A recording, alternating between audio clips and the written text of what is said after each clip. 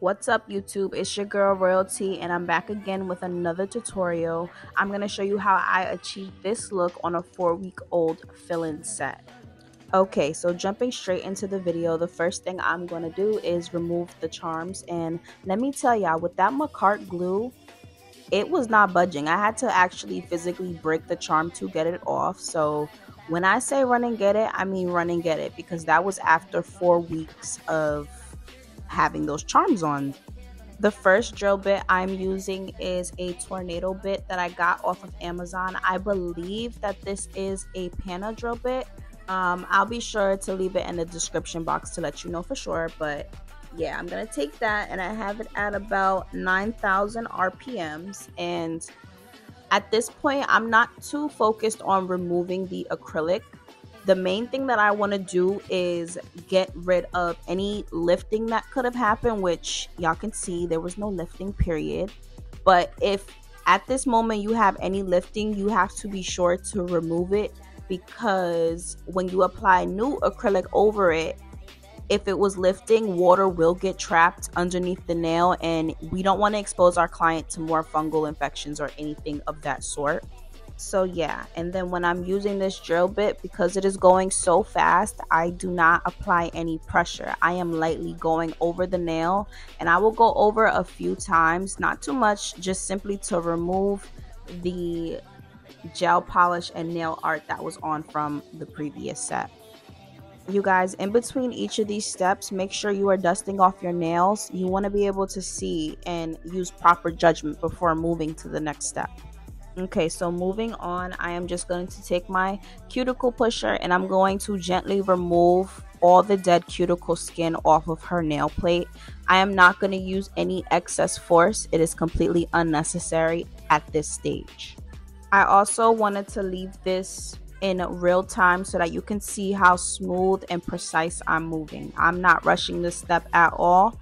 It is so easy to cut your client at this point. You guys, while this is rolling, I just wanted to come and say thank you again. You guys really blew up the cause set, this exact set that I did before 4 weeks ago.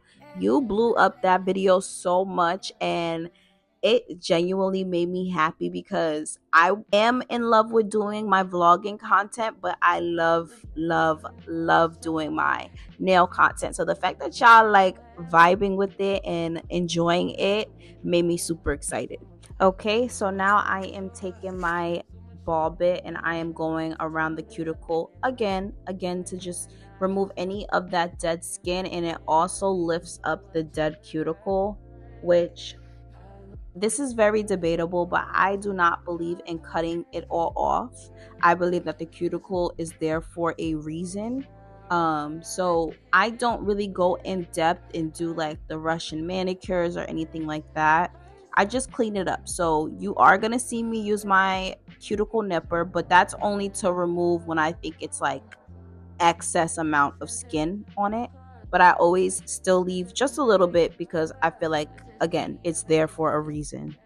Oh yeah, and on my last video, I had somebody comment and ask me for tips for people that have wider nail beds, especially with the square shape, and not making the acrylic look too thick. And for me, I always suggest giving them more of a tapered square, only because it will look more flattering in the long run. But you do have clients that don't care and just want it super square, super boxy. But I always try to explain to my first time clients that for their specific nail bed, it is better to have a more tapered look, because it makes it look just more flattering all around. And then I also believe it's the way that you apply your acrylic as well. You always want to be continuously wiping the sides whenever you lay a new bead of acrylic, because it will save you a lot of filing time, and when it's too thick, it'll give you more of a rounded shape instead of a super sharp shape. I hope that makes sense, being that I'm saying it verbally. Okay, and just like any other normal set, you are now going to take a sanding band, and I usually have this at a really slow speed. It's usually between 3 and 5, and you're just gonna go around that cuticle area as well and remove the shine from the natural nail. This prevents lifting, and again, we're going to remove bulk of the acrylic that we laid from the previous set so that we can apply a new cuticle bead. Y'all, I thoroughly enjoy what I do. Like, nails to me is just so satisfying. Like, I feel like in order to be a great nail tech, you have to love and have patience for the art that we're creating in this. All right, so now I'm gonna go in with my pan of 5-in-1 bit, and I'm just gonna go over that old acrylic one more time to ensure that it's super flush. If you are a nail tech or an aspiring nail tech, can you guys let me know like what prompted you to want to be a nail tech? Like, we all have so many different stories, and I enjoy like reading other people's, journeys into this, because for me it kind of just fell into my lap. I've literally had so many different career choices that, like, I had no idea that this is where I would end up, but I wouldn't change it for the world. But yeah, I'm so curious to find out how you guys got here. Like, please comment down below with all of your stories. I want this to feel like a family because it's so many new subscribers now that I want to connect with y'all. So please comment down below and let me know how you got here.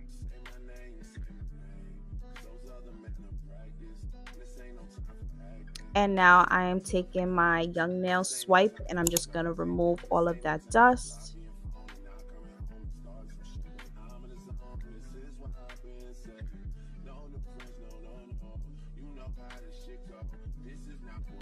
And just like the last video, I'm going to go in with my Mia Secrets bonder and dehydrator. I am still waiting for Young Nails to send me the protein bond, but I'll tell you what, using the Mia Secrets alone has not given me any problems. I still have no lifting when my clients come back to me for a fill. So if you're on a budget, you don't necessarily need the Young Nails protein bond, but I think I'm gonna go back just because I love it. I've been a Young Nails supporter since day one, and that's just like a holy grail product for me. So when it comes to doing fill-ins, it is important that you practice doing cuticle beads because that is exactly what a fill-in is.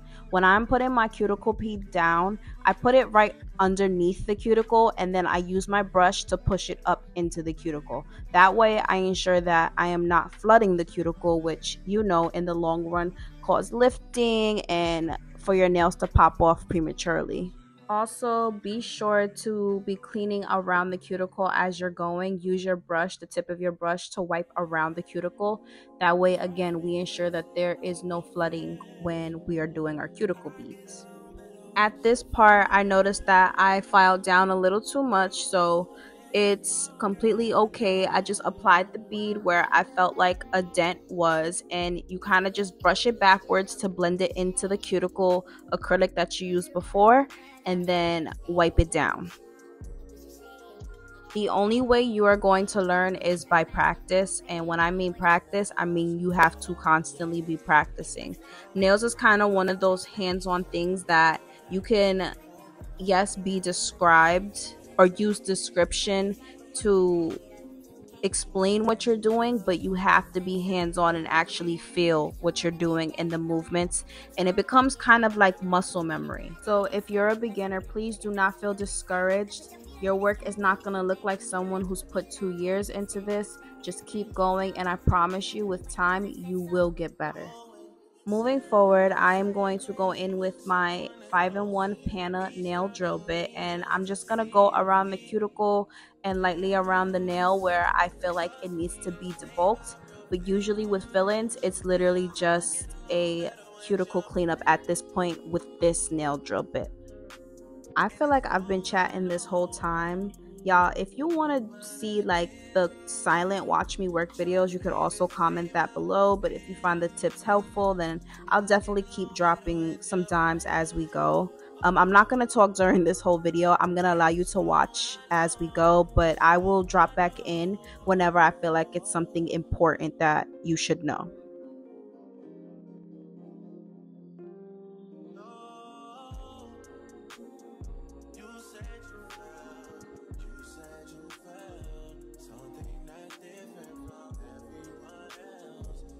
Okay, now that the cuticle is all sealed, we are going to move on to the hand filing segment of this. Now, again, I like super sharp lines, so you are going to keep that file parallel to the nail. You want to rest that on the side wall and not rest your elbow in, not rest it out. You want to keep it straight as possible. And I also realized that um having shorter strokes creates straighter lines for me. The longer it is, like if I start filing all the way up and bringing my file all the way back down, for some reason it always curves just a little bit. So that's a tip that I actually learned as of recent, and yeah, I think it'll help a lot of you out in the long run.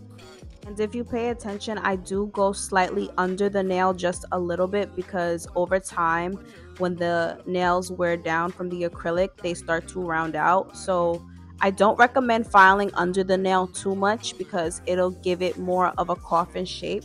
And here I'm just trying to refresh that square, that tapered square shape that I had originally. So be careful when filing like under the nail. Don't file under the nail too much. I just try to make it leveled and as straight as possible. Make sure when you're filing, you are constantly checking to make sure you're not taking away too much of the sides, that you are keeping it even with the other nails. You're going to see here that I go back to my pinky and then back to the ring just to make sure that it's all the same shape and width. And when you see me run my hand file all over the surface, it is because I want to make sure that it is an even surface. It's kind of like sanding a wall. You want to make sure that there are no bumps. You could also do this with your sanding band and your e-file, but for me, I just feel like sometimes the e-file moves too fast and it takes away too much acrylic too quick. So I prefer my hand file because I feel like I have more control over the set that way. Like I said, that is just what works for me, and I'm constantly changing my methods. You will find what works for you.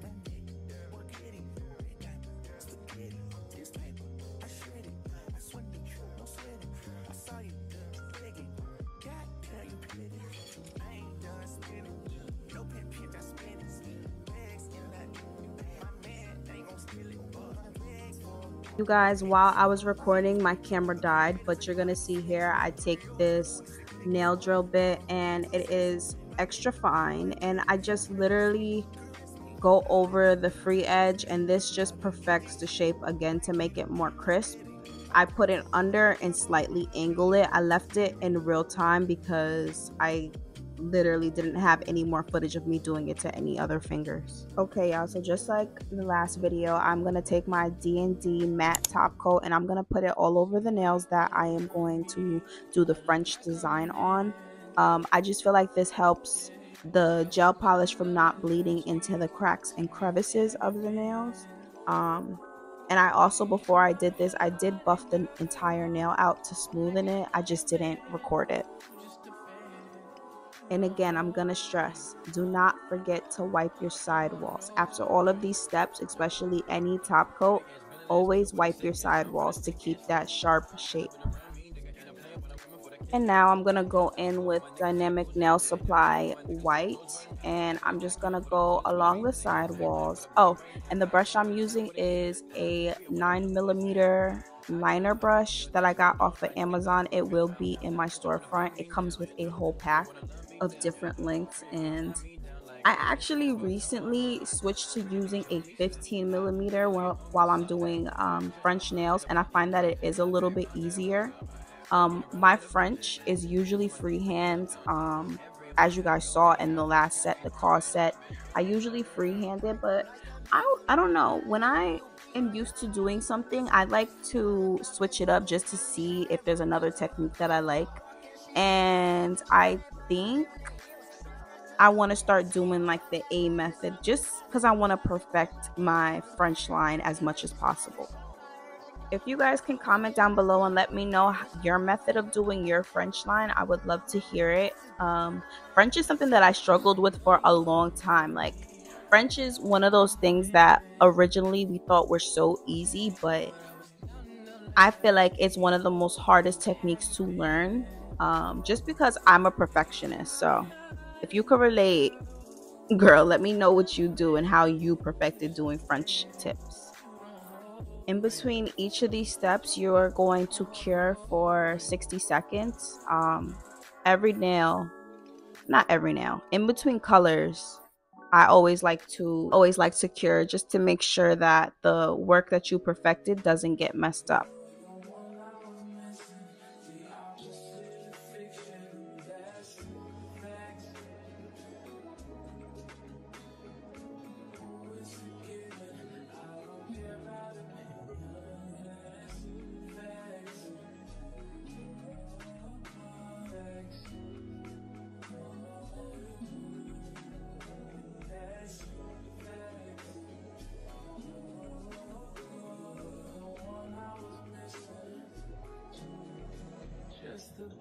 And with the middle finger, because I'm going to make it a chrome, I'm not going to do a white French. I'm going to make it black so that the chrome stands out even better.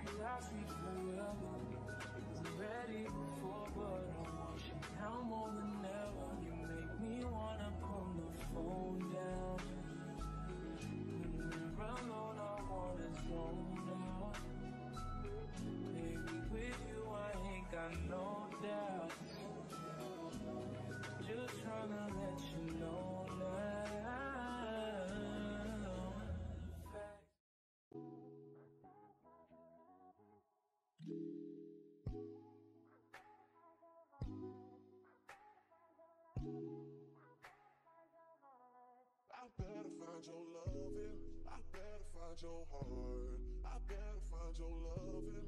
I better find your heart. I better find your loving. I better find your heart. I better find, give all my love, and nothing's gonna tear us apart.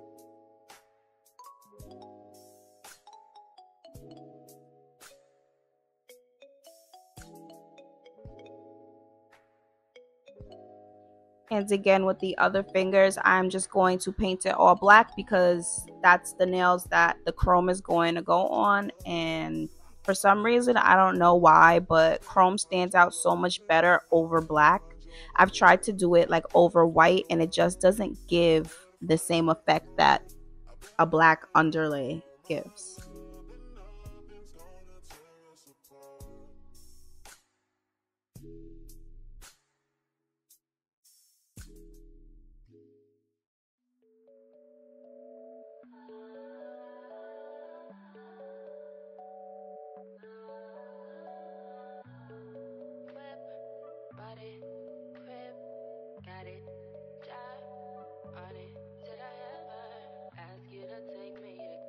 Shopping in Paris or go sailing overseas and just drape me in Gucci, no. All I ever asked was you to pick up the phone when you alone. All I ever asked was you to show me some love, kisses and hugs. No, I never had an issue, go to the club with your boys, baby. I never wanted you to stay too long, just wanted you to show me up.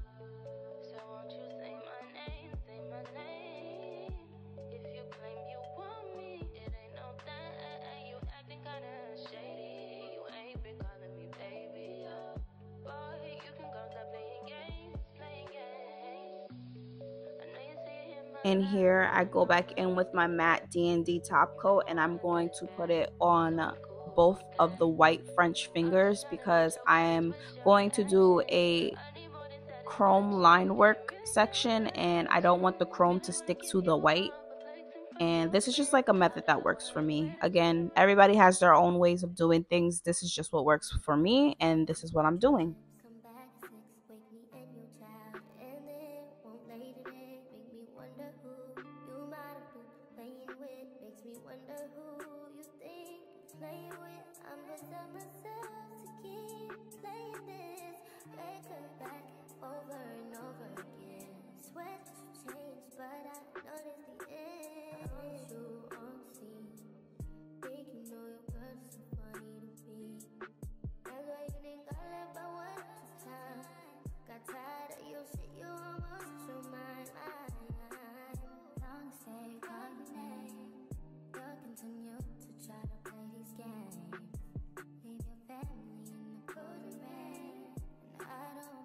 And when I'm laying my chrome, I find that it's easier to brush it on with my finger or a sponge. I don't like that little tool that they give you. It looks like a kid's eyeshadow brush. I don't like that tool just because I feel like it makes it very grainy, but I feel like with my finger or with a sponge, it lays it out evenly and it kind of gives you like that mirror chrome look.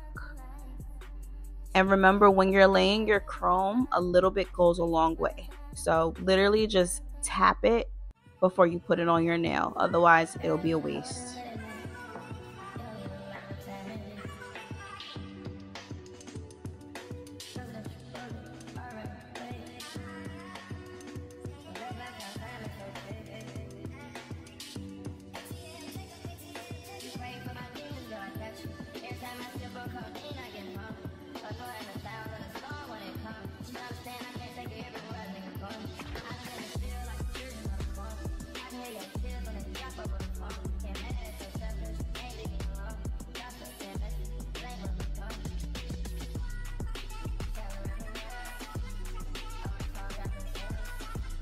And after you've laid your chrome, you're gonna dust off all the excess that may have gotten around the skin or on the other parts of the nail that you didn't intend for.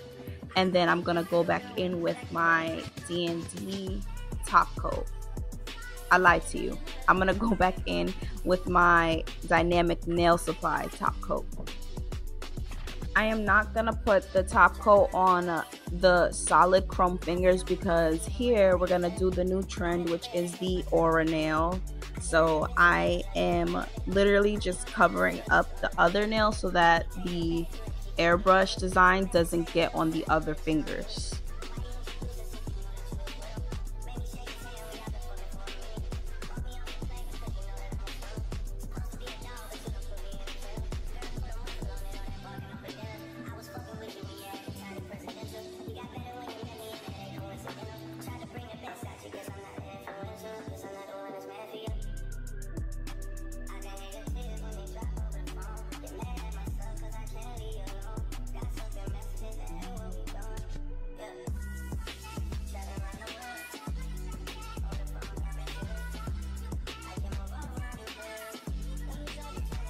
But this is literally my favorite part. Like the way the color just started to show up, like me and my sister was so excited at this point. But yeah, so I filled up my airbrush with a part acetone and a few drops of that same Dynamic Nail Supply white. And this just takes practice too because I haven't perfected it either. I wanted it to be more in the center and it winded up going a little further than I wanted. But I think that's just me having to learn how to work with an airbrush a little better. But it definitely got the feel of an aura nail. I just wish it was more like ombre, if that makes sense. At this point, I put on my top coat to seal it in. Oh no, I lied to you. At this point, in between each aura design that I do, because I do end up adding the airbrush design about twice, but in between you want to cure it for 10 seconds. Literally only 10 seconds, cure it, then go back in with your airbrush and then cure it again for another 10 seconds. And then you're gonna put your Dynamic Nail Supply top coat on top of that. It's a lot of information, but that's what works.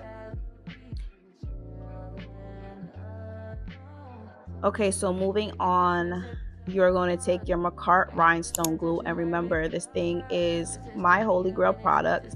And I'm going to just take some rhinestones and I'm going to make a blinged out finger. At this point, we were just using all of my silver charms because we wanted to give like that futuristic look. So I got these new butterfly silver nail charms and I wanted to incorporate it somehow. So that's where this finger came from. Again, diamond placement takes time. So literally all of these things come to you with practice. You just start to learn what works, what doesn't work. But ladies, I have to stress to you, practice, practice, practice.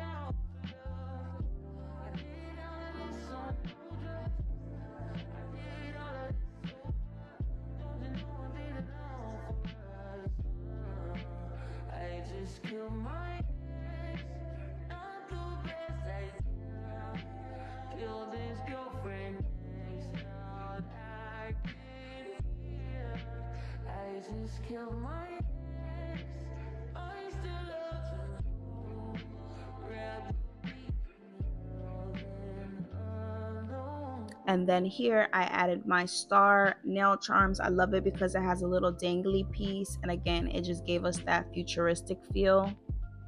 And out of all the sets I've done on my sister, I've never done a full chrome look, so that's why we decided to go with this today. It was just different.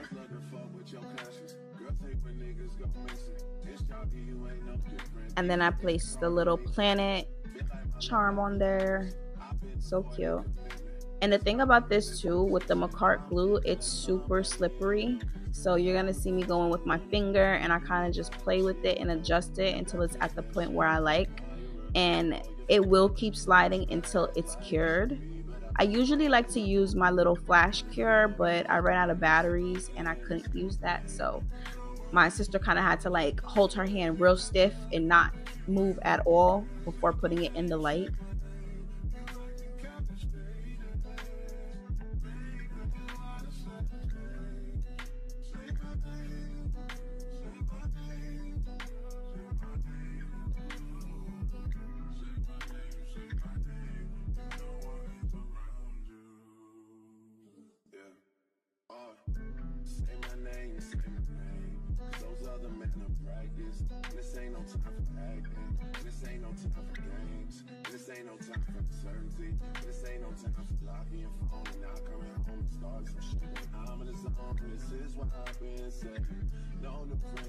But yeah, guys, this is the finished look. I hope you enjoyed. If you have any questions, comments, or concerns, please feel free to DM me. Thank you so much for tuning in. Until next time, bye.